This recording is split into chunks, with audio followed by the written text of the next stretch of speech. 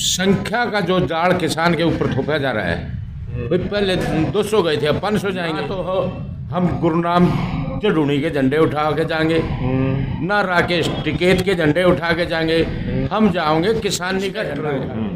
15 tractor तो पहले नांगलोई थाने में खड़े। बंटवारा तो ये है क्या कि किसान पे चादर घेरी जाती है कि ये गुरुनाम चढ़ूनी ग्रुप का और ये यूनियनों के झंडे उठाने आए थे क्या? हम नेताओं से पहले ही दुखी थे।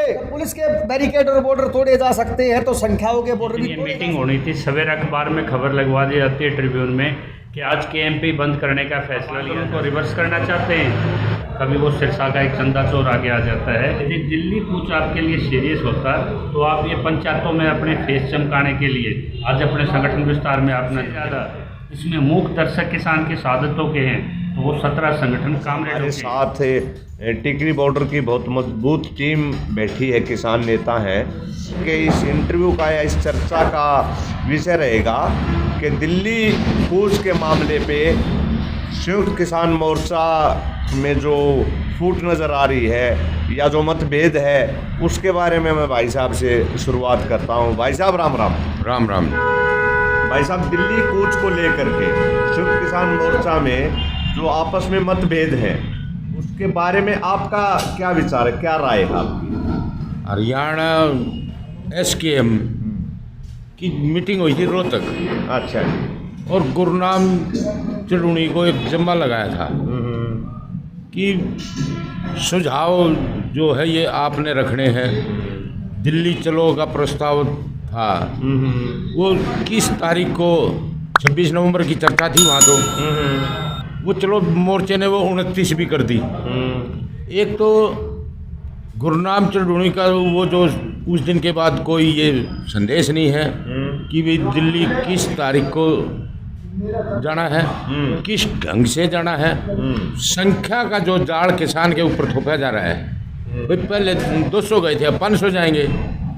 हम फिर दोबारा ये वो अपील करते हैं कि इस संख्या के मोह जाल में किसान को ना उलझाया जाए। किसान जाएगा, एक मत से जाएगा, एक दिन जाएगा। किसान अलग अलग ढाड़ा जिसको बोलते हैं, अलग अलग दिन में नहीं जाएगा। किसान एक ही उसमें जाएगा और एक झंडा लेके जाएगा। ना तो हम गुरुनाम चढ़ूनी के झंडे उठा के जाएंगे, ना राकेश टिकैत के झंडे उठा के जाएंगे, हम जाओगे किसानी का झंडा उठा के। भी रोहतक के अंदर मीटिंग हुई थी हरियाणा संयुक्त किसान मोर्चा की। हाँ बिल्कुल, जिन्होंने चढ़ूनी जी के जिम्मे लगाया था कि वो तारीख निश्चित करें, ऐसा ही। हाँ बिल्कुल, पूरे हरियाणा की तरफ से चढ़ूनी को जिम्मेवारी दी गई थी। अच्छा, वो चढ़ूनी के एक संगठन को नहीं, मतलब हरियाणा के प्रतिनिधि के रूप में चढ़ूनी जी को जिम्मेवारी दी थी कि मोर्चे में ये सुझाव रखें। अच्छा, लेकिन उन्होंने सुझाव रखा, लेकिन जवाब तो नहीं दिया किस तारीख को जाएंगे, किस ढंग से जाएंगे। जब संख्या का वो मोह जाड़ आ गया, अभी 500 जाओगे, 500 भी तो 500 का सुझाव वो भी तो अंदर से ही आया होगा ना। हम ये कह रहे हैं किसान जाएगा, एक दिन जाएगा, संख्या निश्चित ना की जाए। हाँ, अगर 29 तारीख की निर्धारित है तो 29 को ही जाएगा और पूरा किसान एकदम जाएगा। अब वो दिनों में डिवाइड करना चाहते हैं कि अलग अलग दिन जाए। अगर 30 ट्रैक्टर 15 ट्रैक्टर तो पहले नांगलोई थाने में खड़े हैं, 30 और खड़े हो जाएंगे, फर्क क्या पड़ेगा। 2 किलोमीटर से आगे साहब सिंह स्थल है, वो तैयार कर रखी है। अरे हम ये कह रहे हैं किसान ने संसद में पहुंचना है और पूरी संख्या वो गाजा बाजा होगा। किसानी का झंडा। और संयुक्त किसान मोर्चा क्या चाहता है? अभी जो आपका बिल्कुल मत फिर उन्होंने बंटवारा कर दिया कि फलानी जगह से इतने कुछ। सबसे पहले तो एक बंटवारा, सबसे खतरनाक बंटवारा तो ये है क्या कि किसान पे चादर घेरी जाती है कि ये गुरुनाम चढ़ूनी ग्रुप का और ये टिकैत ग्रुप का। हम ये कह रहे हैं कि इस चादर को दूर हटा के किसानी एक झंडा है बुलंद करने का, किसानी झंडे को लेके जाएंगे ना। हम हरियाणा के किसान संगठन अगर उसकी वेरिफिकेशन कोई और करने आएगा तो ये कैसे बर्दाश्त होगा।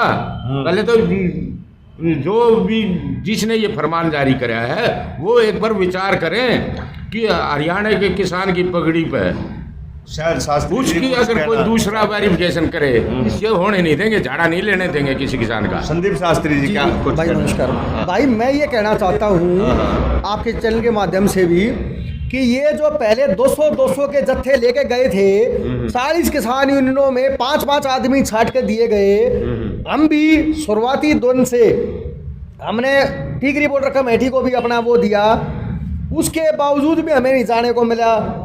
तो पीछे इससे मनोबल टूटता है, जो पीछे आम किसान बैठा है जो किसी यूनियन का नहीं है तो उसका मनोबल टूटता है, वो कैसे आगे आएगा? ठीक। क्या हम यूनियनों के झंडे उठाने आए थे क्या? हम नेताओं से पहले ही दुखी थे, जनता द्वारा बने गए नेताओं का ही विरोध हो रहा है। ये शास्त्री जी नेतृत्व तो कोई ना कोई तो करेगा ना भाई। नेतृत्व करेगा तो नेतृत्व जो है हरियाणा इतना मजबूत वो है, आंदोलन का गढ़ है आज हरियाणा। और हरियाणा में आज देखो ना हमारे यहाँ प्रतिनिधि कितने हैं, संयुक्त किसान मोर्चा के कितने प्रतिनिधि हैं। तो आंदोलन बढ़ेगा तो मुद्दे भी बढ़ेंगे, प्रतिनिधित्व भी बढ़ेगा। संख्या के सारे बॉर्डर तोड़ दिए जाए, जब पुलिस के बैरिकेड और बॉर्डर तोड़े जा सकते हैं तो संख्याओं के बॉर्डर भी तोड़े जा सकते हैं। किसान को अगर इनको डर लगता है तो एक फरमान जारी क्यों नहीं कर देते कि हाथ बांध करके मुंह पे काली पट्टी बांध करके चलने को तैयार है। किसान का रास्ता जो है वो संसद की तरफ है, संसद कूच है और अखाड़ बांटे तो जाएगा, उसे रोकने वाला कोई नहीं है। और संयुक्त किसान मोर्चे से मेरी ये पर्सनल अपील भी है कि ये यूनियनों का झंडे उठाने छोड़ दो भाई। इनमें आपस में आज एक नेता, फिर कल दूसरा नेता, फिर तीसरा नेता, इन नेता ने हमारा नाश करवा रखा है। एक ही अखाड़ बांटे चलना झंडा, चाहिए, संयुक्त किसान मोर्चा का एक झंडा होना चाहिए, किसानी का एक झंडा होना चाहिए। संयुक्त किसान मोर्चे का क्या झंडा होना चाहिए? मोर्चे दुनिया में दुनिया बनी है, दुनिया के मोर्चे खराब हुए हैं।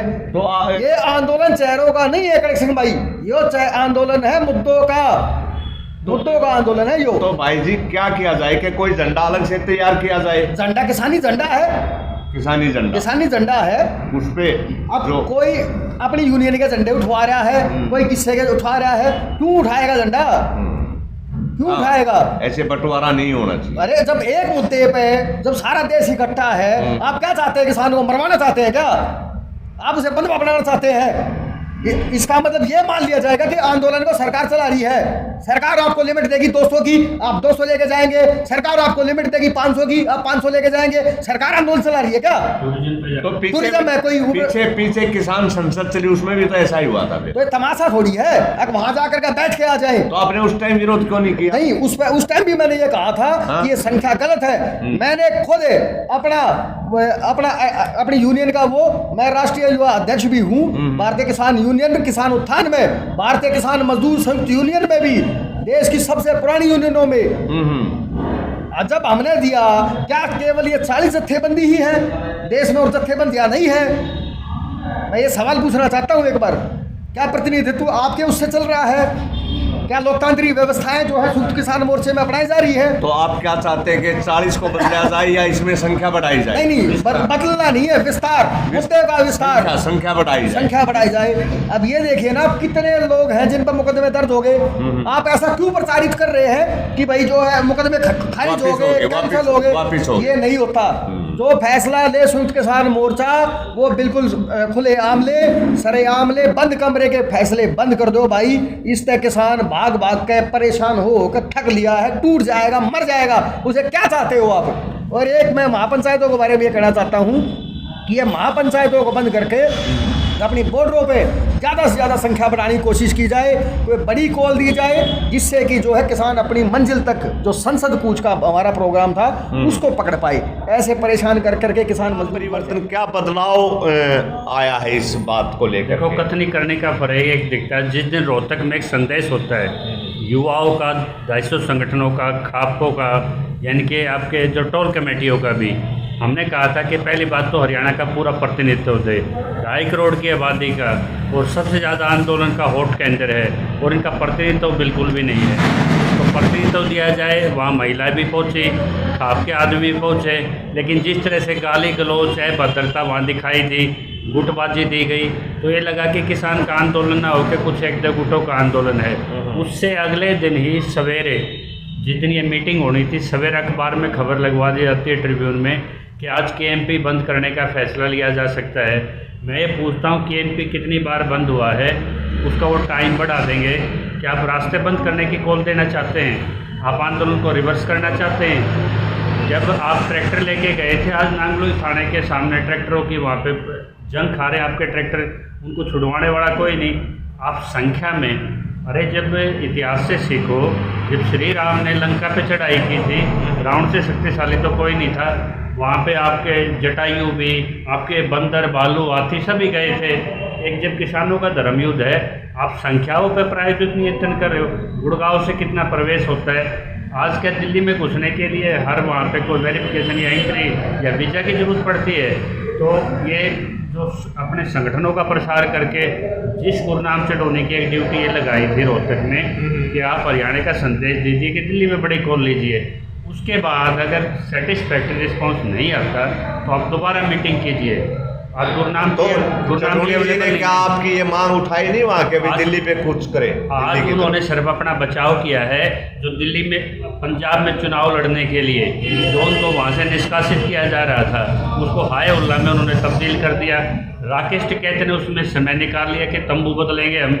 यानी कि आज इनका खेल ये है कि आपको जवाब देना था, हरियाणा ने आपको ऑथराइज किया था, सभी ने एक जगह पंचायत करके आपको दिया था। तो उसके बाद आज आप ये बताने के लिए भी मीडिया पे कहीं अवेलेबल नहीं है कि गुरनाम सिंह दोबारा कब हरियाणा स्कीम की मीटिंग कर रहे हैं, कब वो दोबारा कॉल कर रहे हैं। और हरियाणा बिल्कुल कतई मंजूर नहीं करेगा। जैसे भाई साहब ने बताया, सीनियर किसान नेता हैं, कि टुकड़ों में, चरणों में, वेरिफिकेशनों के, गिनतियों में बात दे करके।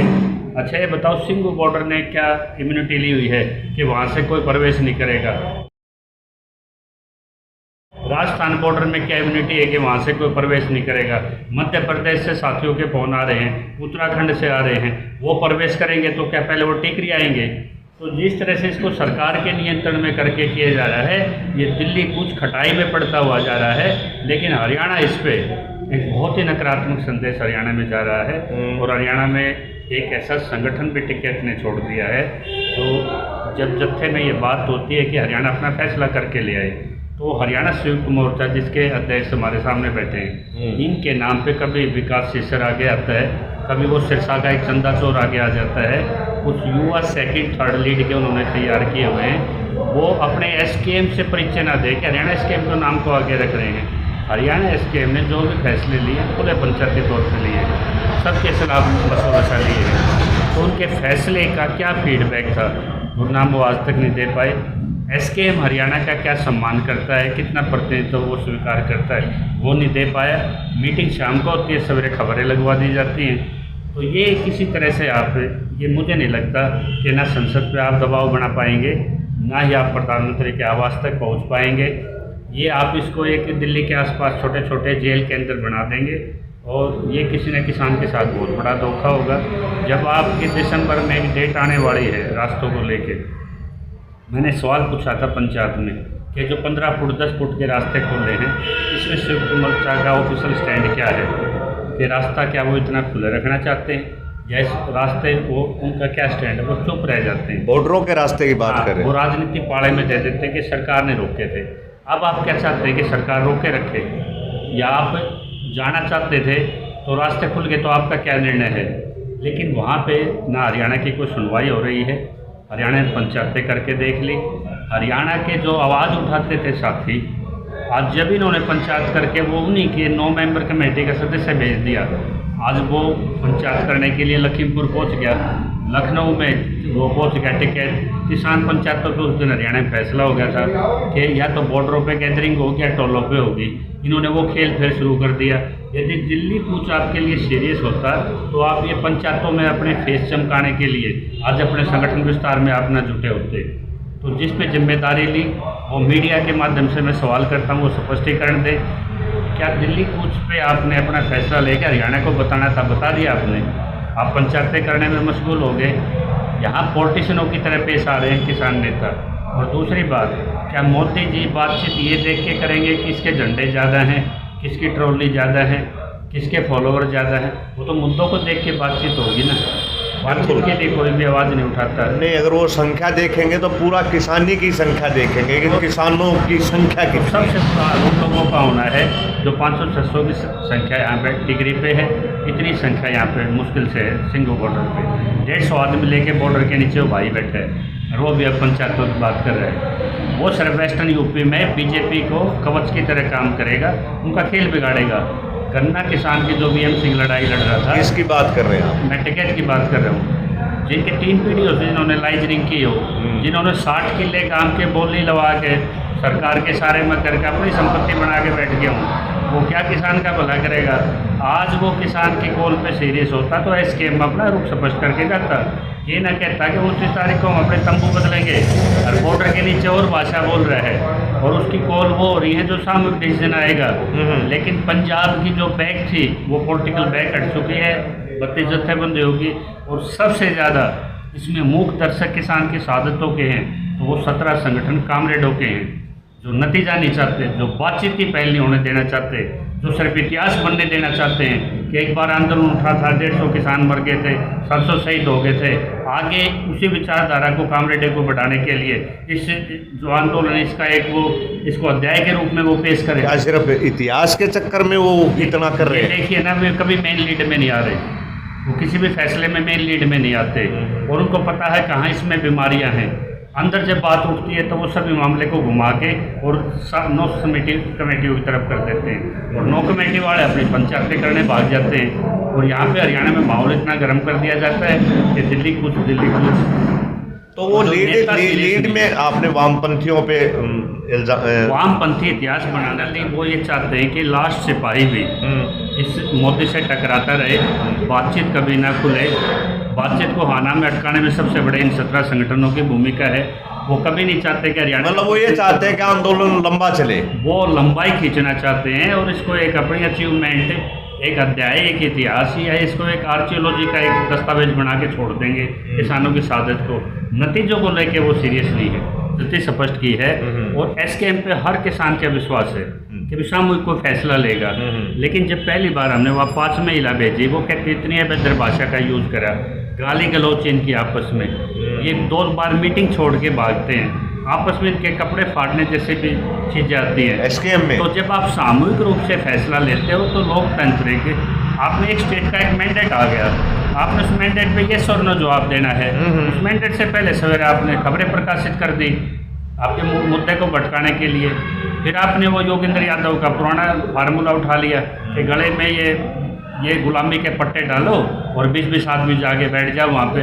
टूरिज्म के लिए जा रहे हैं क्या वो चाइना की राजधानी है क्या दिल्ली में लाखों आदमी प्रवेश करते हैं, आते जाते हैं, रास्ते खुल रहे हैं। आप सिर्फ सर्च देखो कि हथियार है कि नहीं और सिर्फ झंडा देखो। अगर कोई बगैर हथियार जा रहा है आप जाने दीजिए, उनका अधिकार है, कोई भी जाए, या फिर बातचीत कीजिए। तो ये तो तभी बनेगा ना जब आप 2 बॉर्डरों को अलाउ कर रहे हो, 4 बॉर्डरों को रोके बैठे हो, यानी कि जिसने आवाज़ बैठी आप उसका मजाक बना रहे हो। तो हरियाणा इस पर दोबारा कोई मीटिंग ले सकता है? तो आपकी क्या राय है कि चारों तरफ के रास्ते खुले हों किसान के लिए? संख्या की भी ये और संख्या भी अनगिनत, जितने आना चाहे आए। ये तो हमने ये बताया है कि जब हरियाणा बैठ के एक फैसला कर सकता है, रोहतक में सभी उसकी सहमति हो सकती है, कोई विरोध नहीं होता, एक आदमी को नियुक्त किया जाता है। हरियाणा के इस फैसले का कहाँ सम्मान रखा आप जो साथी आपके थे, हमने पानी की कुर्बानी दी, हमने अपना खून बहाया इसमें आंदोलन में, सब कुछ छोड़ा, ना कोई प्रतिनिधित्व, ना हरियाणा की बात, ना कोई मनसा, यानी कि हरियाणा में रह के हरियाणा के आदमियों को कभी बाहर करते हो, कभी अंदर करते हो, हरियाणा के सवालों को आप दरकिनार करते हो, बड़ा फैसला आप नहीं ले पाते, रास्ते खुलने की कगार पे हैं। क्या जवाब दोगे आप? क्या चाहते हो हम 50-60 जो या 500-600 किसान हैं वो पुलिस से टकरा के वहाँ मर जाएं और आप सीधा पंजाब की तरफ भाग जाओ? आप ये नहीं तय कर पा रहे कि आप राजनीति रहेंगे कि गैर राजनीतिक रहेंगे, आपका कैसे कॉल होगी, यानी कि आपके जो भी कॉल होगी, एंट्री होगी, आप कैलेंडर देख के और आप ट्रैक्टरों की संख्या देख के आप इस तरह के कार्यक्रम करोगे। ऐसे बचकाने आप प्रयोग कर रहे हो किसानों पे जो 1 साल से अपना घर छोड़े बैठे हैं। तो चडूनी जी पे आपने आरोप लगा दिया। चडूनी जी से मैं पूछता हूँ कि जब उनको जिम्मेदारी ली गई थी, मेरा आरोप नहीं है, टिकैत जी पे आपने आरोप, मेरा ये आरोप नहीं, मेरे कह रहे हैं जिम्मेदारी लगा दी चडूनी पे। ठीक है, क्या चडूनी को हरियाणा का जवाब नहीं देना चाहिए था इसी मीडिया के माध्यम से कि मैंने आपका प्रस्ताव रखा था, इसमें ये दिक्कतें आई, उन्होंने अब तक स्टैंड क्लियर नहीं किया। अब तक राकेश टिकैत ने स्टैंड नहीं क्लियर किया। जब भी अपनी कमियां छुपाते हैं, कहते हैं एसकेएम फैसला लेगा। एसकेएम में जूता बाजार होता है, दो संगठन अलग अलग करके निकल जाते हैं, कामरेड तमाशा देखते रह जाते हैं। फिर क्या रहेगा एसकेएम में, बताओ किससे उम्मीद करें हम? तो वो उसमें पहल करें या फिर जनता में स्पष्ट करें। लेकिन हरियाणा माफ़ नहीं करेगा। हरियाणा एक फैसला लेके बैठा है कि उसके लिए दोबारा पंचायत करनी पड़े। हरियाणा शुरू से टिकरी बॉर्डर पे डटे हुए हैं और काफ़ी दर्द इनकी जो बातें हैं, इनकी जो भावना है उसमें झलक रहा है। संयुक्त किसान मोर्चा के प्रति काफ़ी रोष प्रकट कर रहे हैं ये। और इनका धनखड़ साहब ने जैसा कहा कि ना संख्या निश्चित की जाए और ना रास्ते निश्चित किए जाएं, चारों तरफ से दिल्ली में आने का आह्वान किया जाए और संसद कूच किया जाए। एक झंडा होना चाहिए और अनगिनत संख्या में जो आना चाहे आने दिया जाए, ये इनका कहना है। साथ ही इस वीडियो को ज़्यादा से ज़्यादा लाइक, शेयर और सब्सक्राइब जरूर करें ताकि संयुक्त किसान मोर्चा तक इनकी आवाज़ पहुंच सके और जो त्रुटियां हैं उनको वो दूर करके आंदोलन को सही दिशा में ले जाने का काम करें। धन्यवाद, नमस्कार।